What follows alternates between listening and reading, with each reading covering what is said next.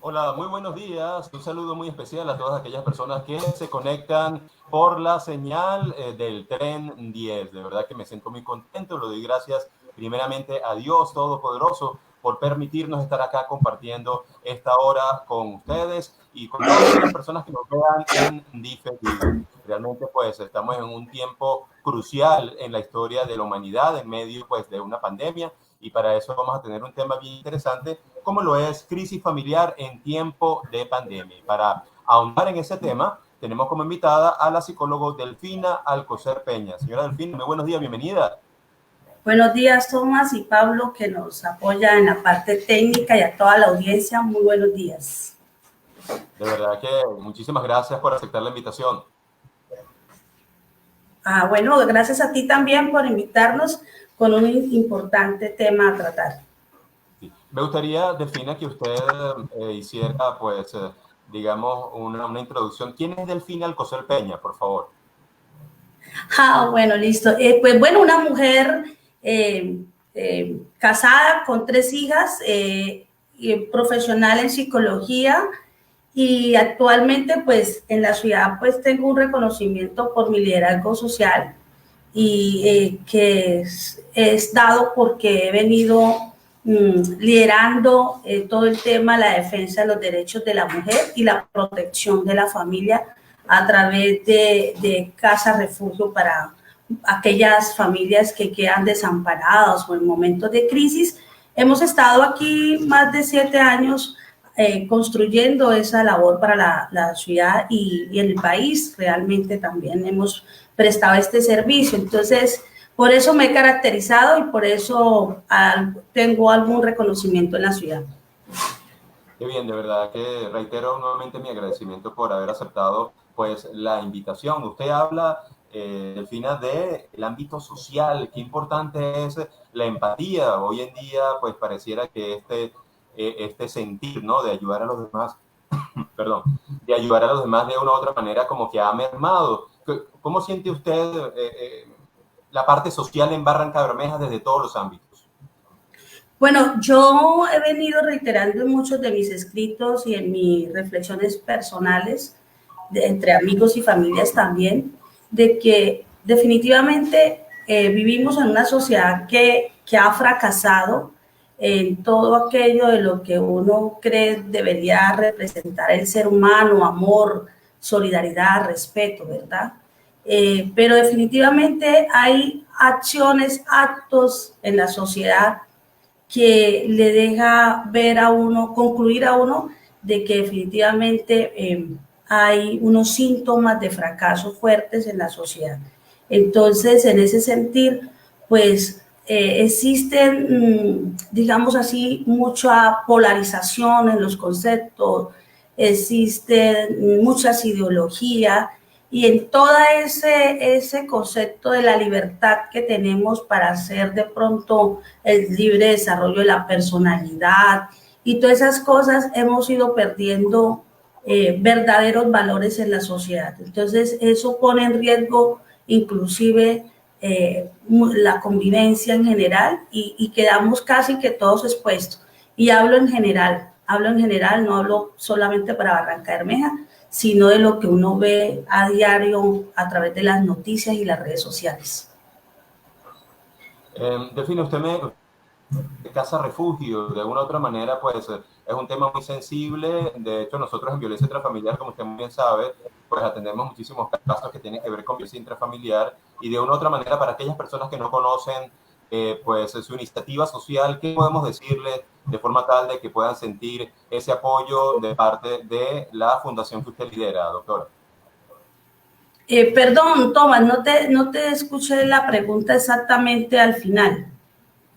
Sí, quería ahondar un poco, rescatar un poco lo que usted habló sobre la iniciativa social, sobre la Casa Refugio que usted lidera, ya que pues Ok. abordamos, sí, Ok, ¿quieres que te presente? Bueno, listo.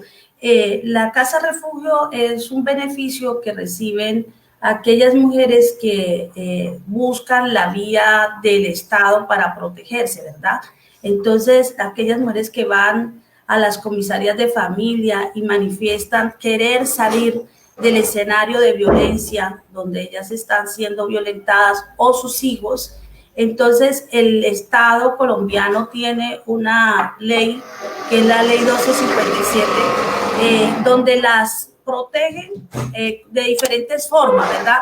Pero para llegar a la casa refugio, entonces, esa medida es una medida de atención que consta de garantizarle a la mujer y a los hijos 6 meses inicialmente de alojamiento y alimentación. La idea con esto es que las mujeres no tengan excusas para romper esos ciclos de violencia, porque una de las cosas que a través de la historia uno siempre encuentra en las mujeres que se someten al maltrato, a la violencia, a los abusos, es que para dónde me voy, no tengo para dónde irme, mi familia no me ayuda, no quiero ser una carga para otra persona. Entonces, de alguna forma, esta ley permite que las mujeres no tengan esa limitación y puedan buscar esa ayuda. Entonces, las mujeres que lo ven a bien y desean y toman esa decisión, pueden contar con eso. ¿Quién debe pagarle el alojamiento y la alimentación? Son sus EPS. Si en efecto no tiene EPS, entonces el gobierno municipal o distrital de todas formas tendrán que responder por el amparo y la protección de esta mujer que se considera una víctima. Ok, excelente, muy bien.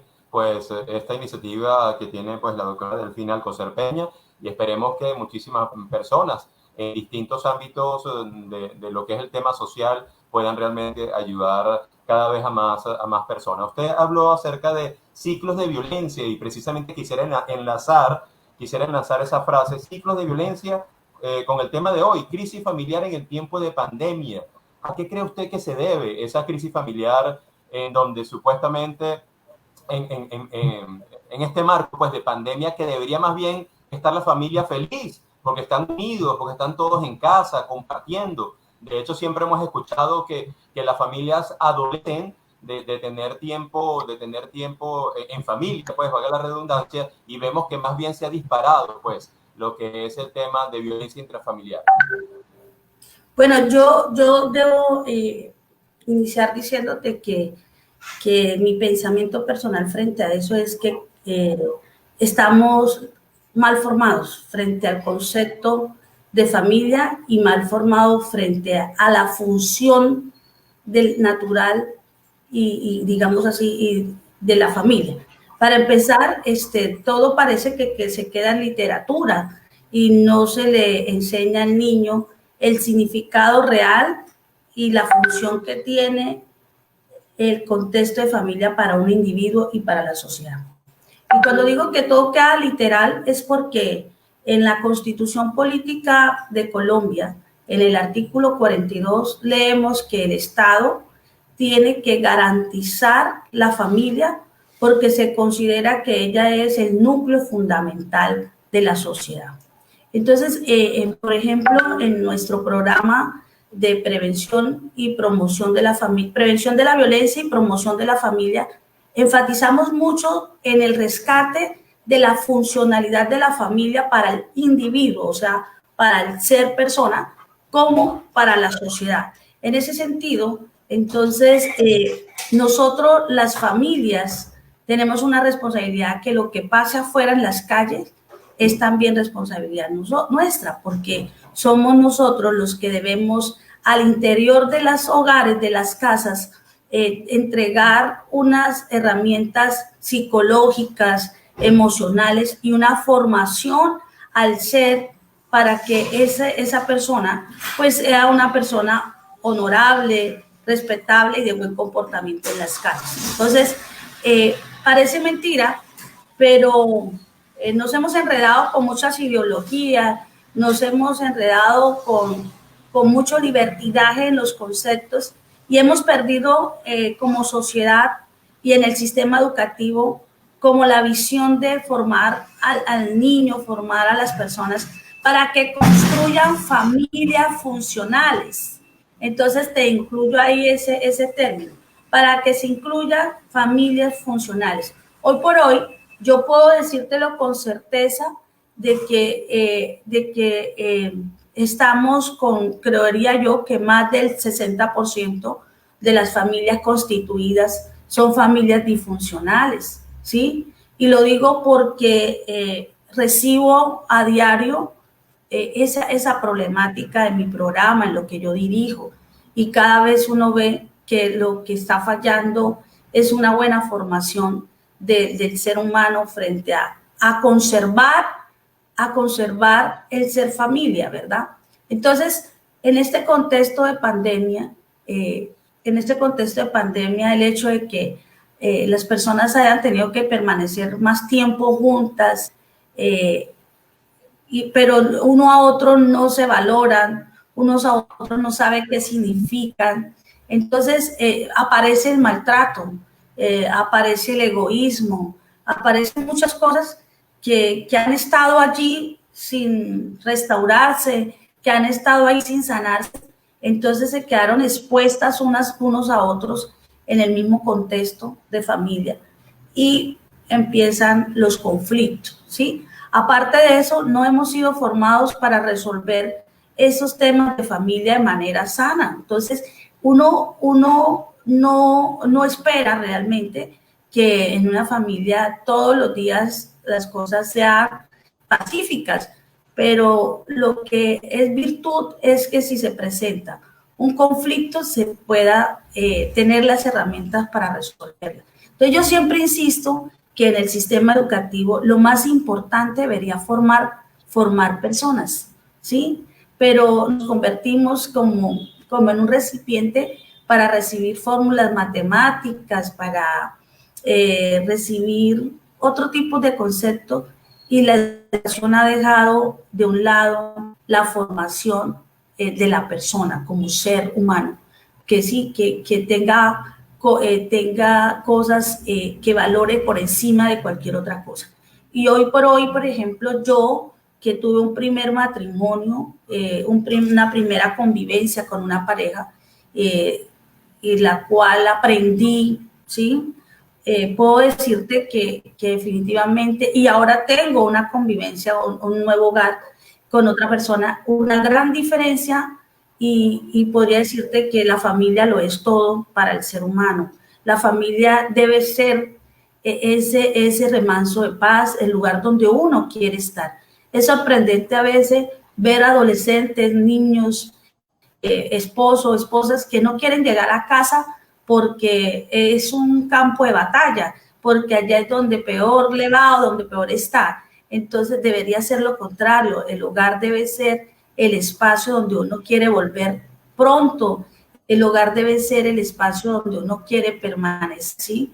Entonces, para mí, por ejemplo, yo te digo mi experiencia personal después de la que tuve, y es que a mí me agrada mucho saber que mi esposo prefirió establecer su oficina de trabajo en casa y no buscar un lugar fuera, porque él quiere estar es en casa. Así son mis hijas, ¿sí? Y así soy yo. Yo disfruto mucho estar en casa y estar en familia viendo una película o haciendo algo de comer. Entonces, esos son las cosas, y no estoy diciendo que en mi casa no se presenta a veces peleas por lavar la loza, por supuesto que a veces aparecen esas peleas, que quién hace el aseo, que es que yo lo hice ayer, todas esas cosas son propias de la convivencia en familia, pero lo importante es poder resolver y saber resolver esos conflictos.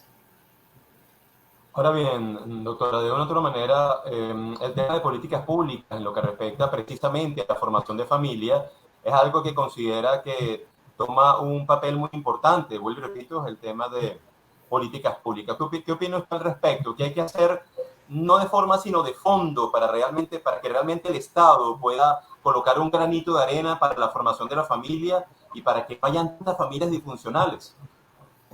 Sí, hay que invertir en programas sociales y comunitarios para que se rescate el concepto de la funcionalidad de la familia y podamos asimilar el valor que eso tiene.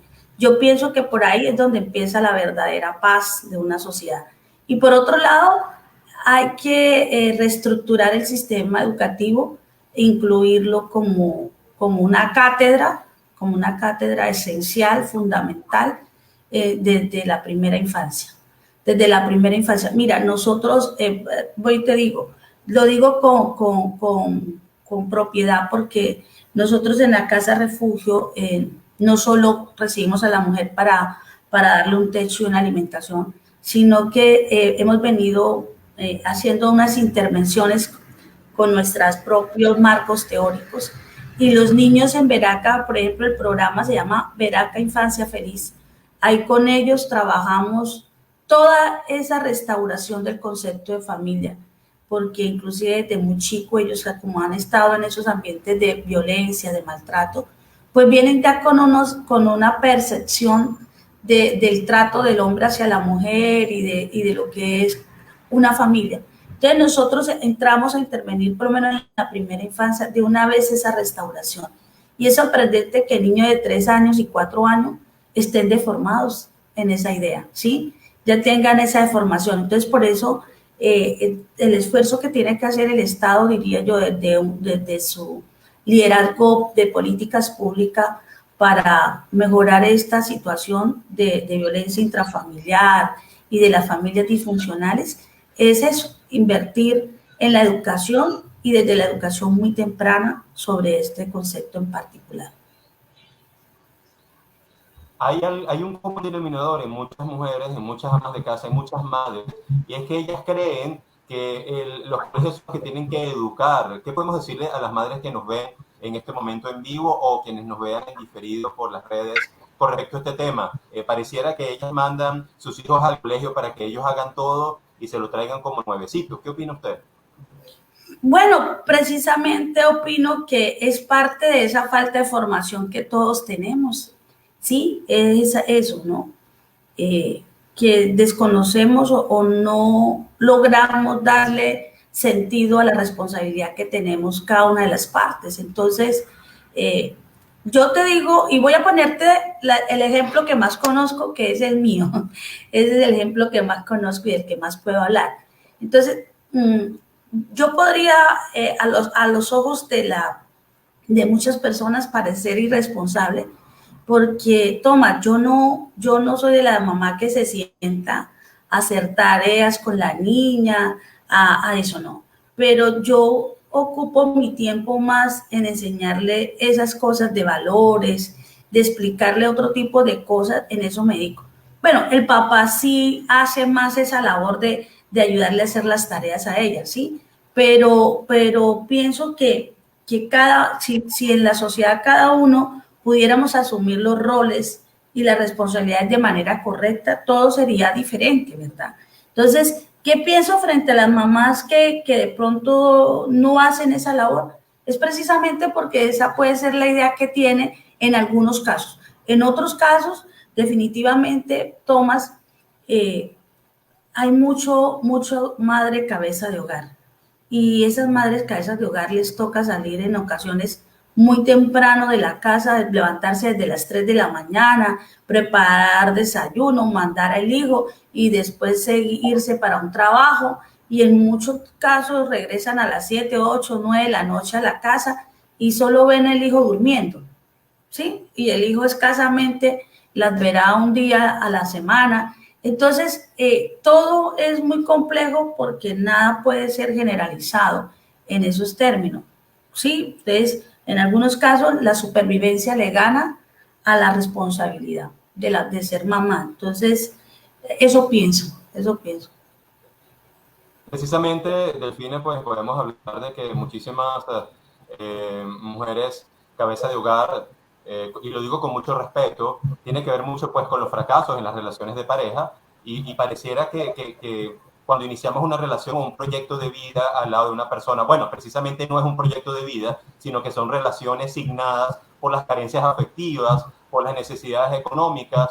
¿Qué opina usted con respecto a esto? No te escuché bien, perdón, repítemela. Ok, con respecto al tema, a lo que usted comentó acerca de las madres cabeza de hogar, de una u otra manera, ¿qué piensa usted cuando se dice que lamentablemente pues hay muchas mujeres cabeza de hogar precisamente porque se inician relaciones basadas no en un proyecto de vida, sino basadas en carencias afectivas, en necesidades económicas, la necesidad de salir de una casa disfuncional donde hay una violencia sistemática. ¿Qué opina usted? Claro, muy importante lo que me acabas de preguntar. Mira, la mayoría de los fracasos de las relaciones se dan porque finalmente son malas decisiones, ¿sí? O son decisiones de conformación de familia o de pareja sin fundamentos de valores. Entonces, inclusive nosotros cuando en el programa hacemos este tipo de promoción para prevenir la violencia intrafamiliar, insistimos mucho a la audiencia de que iniciamos por hablar de la decisión para conformar familia. Entonces, las decisiones para conformar familia deben ser fundamentadas en valores, ¿no? Valores de amor, que sea una decisión bien pensada, porque en ocasiones las familias terminan conformándose porque la adolescente salió embarazada y ahora le toca casarse con el muchachito, ¿verdad? De una noche de placer y quedó embarazada. Y bueno, ¿y ahora qué hacemos? Tenemos que conformar una familia cuando realmente no han tenido tiempo para conocerse, para valorarse uno a otro, sino que lo hacen pues forzado por una circunstancia de irresponsabilidad sexual, digámoslo así. Entonces, cuando tú conformas una familia sin haber tenido pendiente el tiempo, el conocimiento de una familia con la otra, los sueños del uno al otro, si encajan o no encajan, y si ambos pueden hacer un proyecto de vida donde se incluyan como partes fundamentales, ¿sí? Entonces, ¿qué pasa cuando llegas a la convivencia de pareja? Te encuentras con las verdades, entonces empiezan los conflictos, y si no tienes formación ni herramientas para resolver esos conflictos, pues siempre va a pasar lo que uno espera en una situación de esta, y esa es la separación, ¿verdad?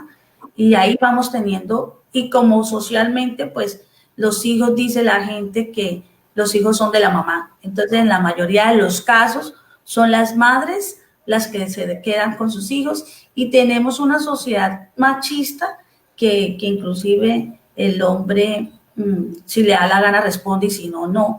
Y además tenemos una justicia lenta, precaria, que te lo digo con conocimiento de causa, porque nosotros recibimos los niños de allá en el refugio, y los papás quieren tener derecho a que se los dejen ver, a que eso, pero no traen ni 100 pesos para un dulce del niño. Entonces, hay mucha cosa aquí en este tema, definitivamente, y si ojalá los estados o los gobiernos se dedicaran solamente a enfocarse en resolver esta situación, yo creo que encontraríamos mucha paz y una sociedad que se mejoraría en muchos aspectos, ¿verdad? Entonces, eso es, la decisión de hacer familia tiene que ser una decisión bien tomada y bien fundamentada para que tengamos menos hogares disfuncionales y menos madres solteras y solas criando sus hijos. Sí, yo quisiera enlazar, voy a hacer un comentario. En estos días vi una entrevista donde de alguna u otra manera hacían un llamado para que hubiese más conectividad en lugares donde no ha llegado el internet. Creo que es Chocó el informe que vi, pero hay algo bien.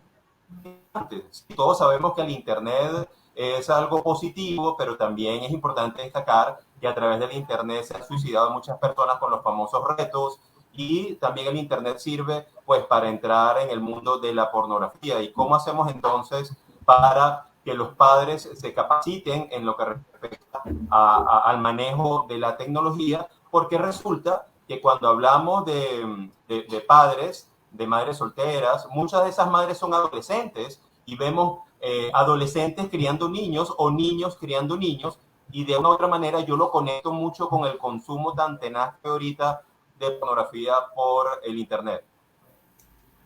Bueno, ¿cómo hacer para que las madres se capaciten? Eso es realmente un esfuerzo que el Estado tiene que hacer. Pero fíjate tú que antes de decir qué hay que hacer, hay que reconocer cuál es la problemática. Y entonces una de las principales problemáticas que tenemos para resolver los problemas es que la gente se dé cuenta, o los estados, que son los que tienen el poder y la responsabilidad para mantener el bienestar, para generar bienestar en las comunidades y tener controladas situaciones como estas de inducción a la prostitución, o para mantener el control de la salud mental pública, ¿verdad? La salud pública en el aspecto de la salud mental. Entonces, si tú tienes gobernantes, administradores de la cosa pública, que no tienen claras las cosas, que no identifican y conceptualizan las problemáticas sociales de manera adecuada, no va a haber ni un diagnóstico adecuado, y por ende no habrá una intervención adecuada. Entonces, cuando tú me hablas de el tema de la pornografía, el tema de los suicidios, el tema del manejo del internet, pues tiene que ver con problemáticas sociales que día a día están tomando más campo, más fuerza, y si no reconocemos las problemáticas que están trayendo este tipo de avances y tecnología, eh, pues no va a haber intervención. Entonces va a haber siempre la queja por esto. Entonces, ¿qué nos toca a nosotros como profesionales en el caso mío, profesionales de la salud pública, de la salud también, que somos psicólogos? Pues generar nuestras propias intervenciones bajo un concepto de responsabilidad social, ¿verdad? Y de hermandad con la sociedad. Entonces, yo a ti te he visto, por ejemplo, muy constante con tu tema de violencia intrafamiliar, el programa, nunca te he visto desistir, y así es que tenemos que multiplicarnos de alguna manera la sociedad civil, también los que entendemos este problema, los que reconocemos el problema y que sabemos que hay que estar ahí haciendo control, en el control social en estas cosas. Eso es lo que, eso, pero que eso se vaya por lo menos hay que hacer control para que eso no crezca y no aumente, y poner siempre, estar con las alertas puestas, alertas tempranas, e intervenir en los casos donde ya están pasando. Bueno, ahora con el tema de la pandemia, se ha venido ampliando la conectividad en muchos territorios que no lo habían, ¿verdad? Entonces, eso pues genera desarrollo, genera oportunidad para la formación y la educación, pero también trae todos esos riesgos que tú dices, y precisamente sé que hay muchas alcaldías, y hay muchas alcaldías, sí, alcaldías principalmente, que están desarrollando sus programas digitales, sus programas de conectividad y todo esto, pero también los están acompañando con ese tipo de charlas, de advertencias, de alertas, para que la situación no crezca. Pero es una situación muy difícil de erradicar. Entonces, en ese sentido, lo que hay que hacer es control a través de las capacitaciones y el estar ahí abriendo siempre y poniendo las alertas. Claro, que yo quisiera también pues hacer un llamado a las mamás, a las madres o a los padres que nos están viendo ahorita en el programa, nos están escuchando a través de la radio El Tren 10, que hagan mucho énfasis en averiguar sobre los controles parentales. Hay una serie de herramientas virtuales, tecnológicas, que ayudan muchísimo a ver qué es lo que sus hijos están viendo en el Internet. Hago énfasis en este tema, doctora, porque, bueno, recientemente vi un caso terrible de un niño de 8 años viendo pornografía gay, y ya él estaba diciendo que él era gay. Y entonces, claro, le dejaban el celular al muchachito y de una u otra manera, pues ya el niño estaba, su estructura interna estaba siendo, pues, digamos que invadida por esta serie de imágenes en el Internet. Bueno, quiero comentarle acerca de la negación de muchas familias, que uno habla con dichas familias y pareciera que no entienden qué es la palabra crisis familiar, porque para ellos es normal pegar gritos, para ellos es normal decir groserías, palabras sobre ese, para ellos es normal tirar la puerta. Para que la gente entienda de que realmente hay que buscar ayuda, o cuáles son los signos para que una familia deba buscar ayuda de forma tal de que no se agraven dichos síntomas. Bueno, sí, definitivamente la insistencia es en eso, en que como los programas del Alcohólicos Anónimos, ellos, hay que empezar por reconocer el problema, ¿sí? Y luego de reconocerlo, aceptarlo. Si una persona no es voluntaria para reconocer las dificultades que se tienen, mira, ahí uno no hace nada, ¿sí? Ahí no hace uno nada. Entonces, eso, pues finalmente es importante reconocerlo, y yo por eso te reconozco también a ti, valga la redundancia, esa insistencia que tienes en estos temas. Pues yo desde mi ámbito, pues hago lo propio también, y por supuesto reconozco, hemos identificado en esos niños, en muchos niños, el tema de, continuando con el tema de la tecnología. En ocasiones nos toca decomisar algunos aparatos tecnológicos porque pues las mamás se los permiten a los niños, porque algunas salen a trabajar y los niños terminan siendo sus maestros, todo lo que ven en el internet. Entonces a nosotros nos toca hacer el control, pero también vemos la conducta de muchos papás que son facilistas, que no quieren ocupar la educación de sus hijos, y entonces usan estos aparatos tecnológicos para que los niños se entretengan y así en chévere, ¿sí? O sea, hay muchas cosas, Tomás, hay muchas cosas, pero la conclusión general es que ciertamente estamos en crisis de familia, pero si el Estado no invierte a esa restauración o a esa recuperación de la familia, pues vamos a estar siempre así, vamos a estar siempre así. Sí, bueno, hay otro tema que es muy debatido, ¿no? En redes sociales, en los medios de comunicación, y es las iniciativas, incluso en varios congresos del mundo, de promover leyes que de alguna u otra manera hay una iniciativa en el mundo de promover leyes que impidan que de una u otra manera los padres le peguen a los niños, pues infrinjan dolor físico a los niños. ¿Qué opina usted acerca de eso? Bueno, es que son métodos de corrección, si es cierto, o sea, no solamente el golpe, o porque eso se puede convertir en un maltrato. Y yo insisto en mis casos, lo he visto, que salen de ambientes de violencia y llegan, por ejemplo, a nuestro programa, y la forma de corregir es a empujones, la forma de corregir es gritando, ¿sí? Cuando ya están, mejor dicho, o entonces eso no se considera correcto, porque si usted como papá ha tenido, no tiene la paciencia, el amor para sentarse, para decir, para insistir, y listo, le dije una vez y me tocó decirlo otra vez, entonces a primera rabieta del chico lo que cogen es empujones, inclusive te cuento que a mí me ha tocado a algunas señoras decirles, usted le vuelve a pegar al niño y de esa forma, y yo llamo al bienestar familiar, porque son actos muy agresivos, entonces no es que yo diga que no se puede corregir con un chancletazo, ¿sí? Digámoslo así, a la manera antigua, pero lo que hay es que hacerlo de manera correcta, sin que esa corrección dañe al niño, porque es que si tú, hijo de puteas, y perdóname la frase, porque cogen a los chicos y les dicen no sirves para nada, para no decirte groserías aquí, ¿cierto? Y lo acompañas la palabra con un golpe, con un empujón, tú no estás corrigiendo, tú estás agrediendo, tú estás maltratando, estás dañando al ser humano, le dañas sus emociones, le dañas el cuerpo porque lo dejas marcado. Entonces, ¿qué pienso? Que si vamos a dar un chancletazo, porque yo como mamá lo he dado, pero la misma Biblia le enseña a uno dónde debe uno dar el chancletazo. Y el chancletazo o el correazo se debe pegar en la parte más carnudita, que es las nalgas, ¿cierto?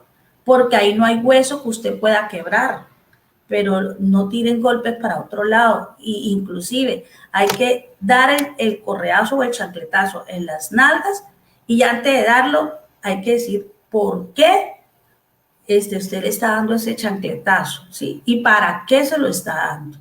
Porque la Biblia dice, corrige el niño y el adulto no va a sufrir. Y en eso yo estoy de acuerdo, ¿sí? Pero no con el maltrato en nombre de la corrección. Entonces, eso en conclusión es lo que pienso. Hay que corregir y si hay que dar un chancletazo, hay que darlo. Pero hay que darlo de una manera adecuada que realmente corrija, no que agreda, no que maltrate, no que dañe. ¿De acuerdo? Listo. Ese es Bueno, sí señora, dígame, dígame. No, esa es mi opinión. Es que siempre es un tema complejo porque, pues, yo soy psicóloga, pero también soy una mujer de fe, ¿verdad? Entonces, siempre estos temas generan mucho debate porque a los psicólogos nos dicen que no, que ahora los psicólogos dicen que no se puede pegar, que no están de acuerdo. Y entonces el psicólogo antes era la correa y muestran un chucho es una cosa de cuero, ¿no? De vaca, algo así, y muestran palos, garrote. Entonces era el psicólogo de antes y ahora los psicólogos, entonces es un debate frente al tema de la corrección del menor con este tipo de métodos del golpe. Entonces, ese es en general, pues, lo que yo reflexiono sobre el tema. Hay que corregir, hay que corregir. Listo, listo. Bueno, sí, definitivamente Delfina es un tema muy caliente, vamos a decirlo así. Yo soy partidario de que lo que siembro, recojo, ¿no? Y si siembro violencia en mis hijos, yo no puedo esperar unos angelitos cuando crezcan, ya que les estoy enseñando una herramienta para solucionar conflictos. No soy partidario de eso. Respeto pues todas las opiniones. De hecho, soy partidario de lo que enseña el psicólogo Eddie Amaya. Él es partidario de no usar la violencia, el dolor físico, pues, por muy poquito que sea, por muy poco que sea o poco intenso que sea, él es partidario de no usarlo. Pues yo apoyo. Y respecto a la Biblia, pues la Biblia dice que si tu ojo te hace caer, es mejor que te lo saques, pues todos seríamos tuertos, porque imagínense, si vamos a lo literal, pues entonces hay que cumplir todo literalmente. Entonces, muy bien pudiésemos hablar de la vara de la corrección como algo que cada quien interpreta pues a su manera. Pero cambiemos de tema, Delfina, cambiemos de tema. Hablemos de la violencia económica, Delfina. De verdad que es increíble la cantidad de mujeres que nos escriben en violencia intrafamiliar con respecto a la dependencia económica, lo que las tiene como que en una cárcel donde no pueden hacer nada. Muchas veces tienen niños y los maridos les sacan en cara que ellas no tienen plata. Por ahí, lamentablemente, y lo publiqué para generar, ¿no? Sensibilidad, para sensibilizar a las mujeres. El marido le dijo que si yo me voy vas a tener que escarbar la tierra para comer gusanos, o sea, porque ella no generaba ningún tipo de ingresos. ¿Qué podemos decir con respecto a ese tema, Delfín? Claro, este tema es uno de los que más generan violencia por la vulnerabilidad que tenemos las mujeres, ¿verdad? Porque vivimos en una sociedad que no de pocas oportunidades para la mujer, a pesar que venimos ganando espacio en el campo laboral, a pesar que venimos ganando espacios en otros ámbitos, la violencia de violencia económica contra la mujer todavía es significativa.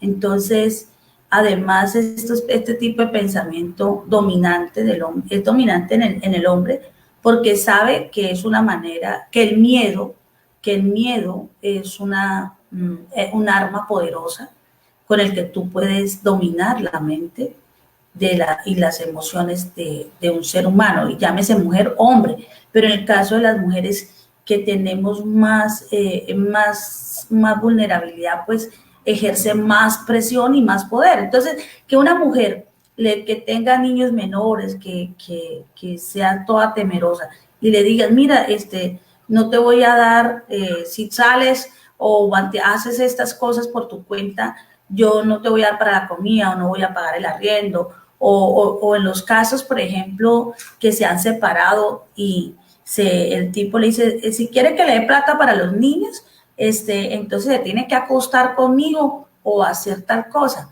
Y muchas mujeres acceden a eso por el miedo a aguantar hambre, ¿sí? Por el miedo al hambre, por el miedo a no tener un techo donde vivir. Entonces, finalmente, eso es lo que pasa, es que El ser humano, hay hombres muy perversos y conocen la debilidad de la mujer y le conocen sus miedos y las trabajan con eso y las dominan con eso. Entonces, es por eso que inclusive nosotros y muchas personas y los movimientos feministas y las organizaciones femeninas, hombres con pensamientos como el tuyo, siempre están promoviendo espacios de donde las mujeres puedan empoderarse, y ahí es donde la palabra empoderamiento femenino toma sentido, porque necesitamos darles herramientas a las mujeres a que no las dominen con este tipo de estrategias, ¿cierto? O sea, una mujer debe estar con un hombre porque le gusta, porque quiere, y no porque tiene miedo a aguantar hambre o porque tiene miedo a no tener dónde dormir, dónde vivir. Entonces, eso es lo que pienso, ¿sí? Que seguimos siendo mujeres muy vulnerables porque, pues finalmente, fíjate tú, Tomás, en el caso de las mujeres, apenas en el mundo tenemos apenas hace 102 años derecho al voto. En Colombia estamos como en 60 años apenas con ese derecho. Entonces, uno creería que 60 años es mucho o que 100 años es mucho y realmente no, no es mucho. Entonces, apenas estamos, como quien dice, evolucionando en ese sentido las mujeres, en nuestros derechos políticos, en la emancipación. Entonces, todavía encontramos mujeres con mucha debilidad en el pensamiento, ¿sí? Y entonces, y nosotras las mujeres por naturaleza somos más emotivas y cualquier estrategia de intimidación y cualquier estrategia que involucra nuestras emociones nos hace más débiles. ¿De acuerdo? Sí, señora, sí, señora. Em, Fíjense que siempre se habla del machismo, siempre se habla acerca del hombre machista, el hombre que de alguna manera, pues sí, es o sea, no podemos tapar el sol con un dedo. El 80% de la violencia va contra la mujer. Luego vienen los niños y por último, pues el hombre, ¿no? Pero, ¿qué hay de cierto que el hombre recibe esa presión social precisamente por ese, por esa imagen de protectora, por esa imagen de que tiene que ser la cabeza de hogar? Porque por lo menos los suicidios a nivel mundial, aunque las mujeres lo intentan más, pero son los hombres los que logran ese cometido con mayor regularidad. Entonces, ¿qué es cierto que nosotros los hombres de alguna manera sentimos esa presión, que tenemos que ser los alineados, los que aportamos, y eso ejerce cierta presión adicional y que de alguna otra manera, sin justificarlo, pero de alguna otra manera también influye en el estado de estrés que pudiese proyectarse en una violencia intrafamiliar? Bueno, todo eso es cierto en el sentido de que están los patrones culturales Eso. que que se han mantenido a través del tiempo, ¿verdad? Que le dan al rol del hombre esa responsabilidad y esas presiones sociales, como tú lo dices. Entonces, sí es cierto, y los hombres, sí, por los hombres que el tema de se suicidan por presión económica, porque sienten al interior que son los responsables de proveer en su casa y no tienen cómo responder a esa idea preconcebida naturalmente, es el creador. Entonces, pues sí es cierto los patrones culturales.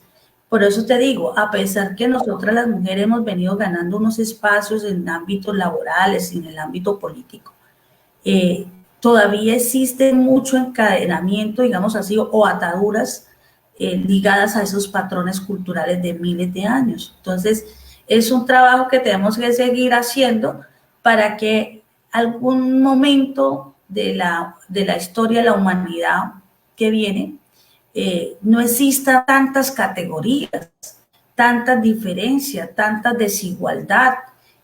Para mí como persona, la verdad creo que el ser humano es un solo ser humano, hombre o mujer, y que debe ser respetado por el solo hecho de que seamos seres humanos concebidos por Dios con una especialidad, con un buen trato. Entonces, no debería existir tanto ese tema de la diferencia entre hombres y mujeres y qué te corresponde a ti, qué te corresponde y qué me corresponde a mí. ¿Sí? sino más bien ese respeto y ese valor por la persona, hombre o mujer. Entonces, definitivamente, y si nosotras las mujeres ya hemos ganado espacios, por ejemplo, en el tema laboral, y yo gano más que mi esposo, tengo que respetarlo, ¿sí? Yo no tengo por qué imponerme sobre mi esposo o humillarlo porque yo tengo más posibilidades de adquirir cosas materialmente que él. Entonces, pero él también no puede sentirse menos que yo. Entonces, fíjate que esas ideas se alimentan por esos patrones culturales que se han venido manteniendo todavía en la sociedad. Sí, Delfina, hay un fenómeno que se ha venido arraigando en los últimos años, que es el movimiento feminista, pero no me quiero referir a ese movimiento válido, un movimiento realmente que viene del corazón de la mujer por luchar por sus derechos, sino me refiero al movimiento feminista radical, que de alguna manera promueve la misandria o lo que es el odio hacia el hombre. ¿No cree usted que eso viene a ser un catalizador de violencia dentro de los hogares? Acabas de tocar un tema y precisamente hoy me puse esta camisa. Voy a ver si se logra ver este mensaje. Mira, Vamos a ver. ¿se logra ver? A ver, no, El no, mensaje no, dice, no. no Ajá. deseo que las mujeres tengan poder sobre los hombres, sino sobre sí mismas. Wow, Mira, excelente, excelente. mírala, este es el mensaje de Sí, Mary sí, Walsh. sí. Ella, Ex- sí, no, el mensaje dice, no deseo que las mujeres tengan poder sobre los hombres, sino sobre sí mismas. Yo excelente. comparto este mensaje, ¿sí? O sea, no se trata de dominar al hombre, sino de dominarnos a nosotras mismas, nuestras emociones. Ser capaz de empoderarnos a sí mismas hacia nuestros sueños, si queremos ganar independencia económica, esas cosas, sin tener que atropellar al hombre. Hace pocos días vi que una mujer activista también de las redes sociales, vi que publicó una imagen donde muchas mujeres cogieron una piñata en forma de feto, y golpeaban la piñata en forma de feto como una manifestación de desacuerdo porque no hay libertad de aborto, ¿sí? Entonces, me pareció agreste, reprochable, o sea, ese tipo de manifestaciones para decir que queremos oportunidades en la vida o que queremos ser libres o que déjenos desarrollarnos con toda nuestra libertad. Entonces, ese tipo de manifestaciones yo no estoy de acuerdo y no compartiré de eso. Sí, estoy de acuerdo, yo trabajo diariamente, todas, como tú lo sabes, en proteger a las mujeres que son vulnerables, ¿sí? En que son vulnerables, para darles un empoderamiento.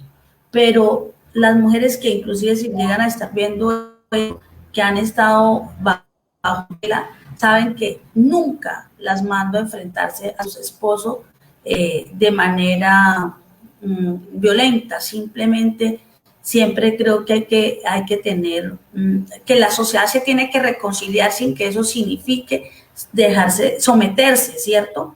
Pero no estoy de acuerdo con esas manifestaciones, Tomás, ni estoy de acuerdo con un pensamiento que divida hombres y mujeres, jamás. ¿Sabe por qué? Porque la mejor ayuda que yo he tenido para hacer este trabajo a favor de las mujeres es mi esposo. Él es un caballero, pero también he tenido amigos que son en pro de que las mujeres tengamos esos espacios. Tú mismo eres un hombre que propendes por eso también. Entonces, uno generalizar y meterse en una pelea de eso es sin sentido. Eso es sin sentido y no tiene para nada honorable para mí, en serio que no. Entonces yo jamás participaría de algo así. Delfina, recuerdo el caso no quisiera llamarlo feto, realmente no era un feto, era un niño, bueno, un niño no, un bebé de 7 meses, el cual fue abortado por la mamá con autorización de Profamilia, ya que ella expresaba que el bebé al nacer la iba a afectar profundamente desde el punto de vista psicológico y obviamente podía estar en riesgo, pues su salud mental, muy a pesar, o sea, el bebé fue asesinado a mi juicio, ¿ok? Aunque el papá pedía que por favor le permitieran tener a su hijo, que si la mamá no quería tenerlo, que por favor se lo dieran a él. ¿Cómo podemos hacer cuando el mismo Estado, a través de una entidad como Profamilia, corrígeme si eso depende del Estado, me imagino que sí, pues acolita este tipo de actos? Pues, pues sí, lo que pasa es que a veces se hacen normas y quedan vacíos en las normas, ¿sí? Y en esos vacíos, pues cualquiera lo interpreta y cualquiera se mete ahí y alcanza su cometido. Y entonces depende de los jueces. Mira, impresionante, ya que tocamos ese tema de los vacíos de la ley. Nosotros nos toca hacer tutelas para poder asesoramos a las mujeres para que hagan tutela, para que les puedan conceder sus derechos que ya están en la ley, pero que quien tiene que ejecutar ese derecho hacia favor de las mujeres no lo hace, entonces se hacen las tutelas para que sus derechos sean amparados. Y me impresiona que hay una una mujer en Barranca Bermeja, que cada vez que le cae a ella una tutela de una de las mujeres, ella realmente no las ampara, no obstante esté la ley. Entonces, por ejemplo, te voy a dar un ejemplo, una EPS, que es la que tiene que alojarla y alimentarla, no tiene el servicio para la mujer en el momento de la urgencia, en que fue golpeada, en que tenía que ser protegida. Bueno, listo, entonces nosotros hacemos esa labor de acogerlas y llevo 2 meses con la persona, alimentándola a ella y a sus hijos y teniéndola protegida. ¿Sí? A veces nos toca sacarlas de la ciudad, entonces eso se vuelve mucho más costoso, ¿sí? Y entonces, pero como la EPS, a pesar que son 2 meses, no les ha respondido para dónde le va a brindar el servicio o cómo va a ser. Entonces, ¿qué hace la señora? Pues pone tutela y debe decir la juez, obligar a la EPS que cumpla lo que dice la ley. Y me llama la atención porque, por lo menos en la última fallo, esta juez dice, sí, cumpla, pero no autorizo que le den alojamiento y alimentación. Entonces, imagínate que si nosotros no tuviéramos el sentir social y el corazón para hacer esta labor, entonces yo qué cojo, señora, váyase porque aquí nadie le va a dar a usted un almuerzo ni nadie le va a dar un desayuno a sus hijos. En ese estado vivimos, ¿sí? Pero ¿por qué de pronto la juez puede tomar esa decisión? Porque hay normas o leyes que dejan esos vacíos, ¿sí? Que cuando se arma la ley no se es explícito en ciertas cosas y el que hace el fallo, pues termina fallando a la manera también de sus valores, ¿sí? Falla también muy subjetivamente a su concepto finalmente en esos vacíos específicos de la norma. Entonces, pues uno que desde lo humano frente al caso del chico, del bebé y del papá, pues un egoísmo de parte de la señora, ¿sí? Y una manera, digamos, yo enferma de las cosas porque no tuvo responsabilidad para quedarse embarazada cuando hay métodos para tener control de embarazo y luego para exponer digamos así, al sufrimiento público, a rogar a un papá para que no me maten a mi hijo, ¿sí? Entonces eso fue algo inhumano también. Y finalmente pienso eso, ¿no? Bueno, si no lo quería ella porque le iba a afectar, entonces déselo a su hijo. Pero esas son las opiniones de uno. Y a ella hay que respetarle su sentir porque ese es lo que dice la ley, el libre desarrollo de la personalidad. Y lamentablemente, en este caso, pues involucraba un ser humano. ¿Ve? Opina, pero usted como psicólogo, ¿qué opina con respecto a que el nacimiento de dicho niño le iba a afectar su salud mental? Que puede ser cierto, pero ¿es tan grave como para matarlo? O sea, ¿qué enfermedad mental puede causar? Bueno, yo conozco lo de la depresión postparto, pero hay muchas mujeres que se han superado la depresión postparto. Yo creo que era más un tema, bueno, usted me puede confirmar, un tema como de odio hacia el papá del niño y cuyo resultado, el fruto de ese odio fue el asesinato de dicho niño. Entonces la pregunta es, usted como psicólogo, de una u otra manera, o sea, ¿estaba en riesgo su vida física por ese riesgo de salud mental? Pues hay que creerle a ella. O sea, ¿qué pienso yo? Es difícil pues conceptualizar frente a eso o dar una opinión porque pues uno no estuvo ahí bien en una entrevista con ella como para identificar a cosas que podrían ser ciertas o simulaciones de ella, pero sí a la luz de lo público uno pensaría que sí, que quería ejercer una venganza, podría, sí, sobre el papá del bebé y lo logró y lo puso en sufrimiento. O sea, pero también sigue siendo irrespetuoso de parte de uno decir eso, porque te digo, o sea, si ella lo manifestó, pues hay que creerle que eso le afectaba a ella y por eso. Y lo otro, quién sabe cuáles fueron realmente los argumentos que ella presentó, finalmente la historia clínica de ella, de psiquiatría o de psicología, que es así, me imagino que nunca estuvo a la luz pública porque estaba en reserva y por eso el juez también tuvo que haber tomado esa decisión con respaldo científico, o sea, no creo pues tampoco que el juez haya tomado eso así simplemente porque sí, sino porque tenía que tener un respaldo desde psiquiatría para dar ese dictamen. Sí, bueno, sabemos que hay psiquiatras que opinan una cosa y psiquiatras que opinan otra. Lo hemos visto en las decisiones de la Organización Mundial de la Salud o de la Asociación Americana de Psiquiatría, donde han tomado decisiones para incluirlo o no en la Biblia de la psiquiatría, que creo que es el DSM-5, usted me corregirá. Pero bueno, son cosas que pasan. Lamentablemente le tocó a los psiquiatras que opinaron lo que opinaron. Defina, bueno, ya estamos terminando el programa, quedan menos de 3 minutos. Y de otra manera, pues, tocamos varios tópicos, ¿no? Mm, dimos algunas opiniones, algunas sugerencias o abordamos ciertos temas que todos circundan en lo que respecta al tema de violencia, que eso afecta obviamente a la familia. Pero ¿qué podemos definitivamente decirle ya para terminar el programa a esas familias que están viviendo violencia en el marco de la pandemia? Bueno, ¿qué le podemos decir? Que es un momento preciso para autoevaluarse como persona, la responsabilidad que tenemos dentro del contexto familiar y para evaluar nuestras familias en búsqueda de recuperar aquellas cosas que se han perdido en el hogar o de restaurarlas o si es preciso volver a comenzar en un sentido propio de las cosas, del ser familia. O sea, si hemos tenido conflicto, es preciso también superarlo. O sea, estamos también frente a una muy buena oportunidad, ¿verdad? Entonces, eso, decirle que la familia es fundamental, que debemos trabajar todo por cada día, construirla, ¿sí?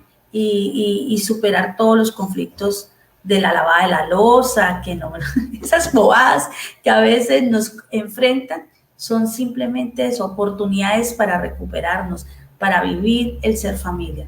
¿De acuerdo? Eso es lo que le digo. Y bueno, Tomás, y decirle a la audiencia y a Barranca Bermeja que mientras yo pueda insistir en trabajar por esa recuperación familiar, voy a estar aquí con mi equipo de trabajo que tengo en ese momento un buen equipo de trabajo, un voluntario, jóvenes dispuestos a trabajar. Me ha sorprendido. Barranca Bermeja tiene muchos profesionales a los que hay que darle la oportunidad y creo que con esa nueva generación podemos hacer cosas nuevas y buenas para Barranca Bermeja. Define nada, de verdad que reitero nuestro agradecimiento por haber aceptado la invitación. Me gustaría que dijeras, por favor, algún número telefónico para que las personas interesadas, ya sea en la labor que usted hace a través de Veraca o simplemente como para solicitar su servicio como psicóloga, pueda acceder a usted. Ok, bueno, 317, no sé si tenemos la manera de publicarlo, pero bueno, 317 317-800-4983. Excelente. 317-800-4983. 4893. 4893, perdón. 317 ¿Sí? 800-4893. Ok, 4893. 317-800-4893. Delfina, muchísimas gracias, mil bendiciones, que deseo lo mejor para su familia, para su proyecto de vida, para sus iniciativas sociales y para todo lo que usted emprenda, inclusive lo político, ¿verdad? Que no tocamos el tema. No, no estoy muy interesada ahora en eso. Ah, bueno, bien, bien, chévere. Bueno, Delfina, muchas gracias, muchísimas gracias. Y a ustedes, amigos barranqueños, amigos que nos ven desde cualquier parte del mundo, de verdad que muchísimas gracias por estar acá conectaditos con nosotros. Nos vemos Dios mediante en vivo mañana, no mentira, el lunes a las 9 de la mañana por la señal del Tren 10. Hasta luego.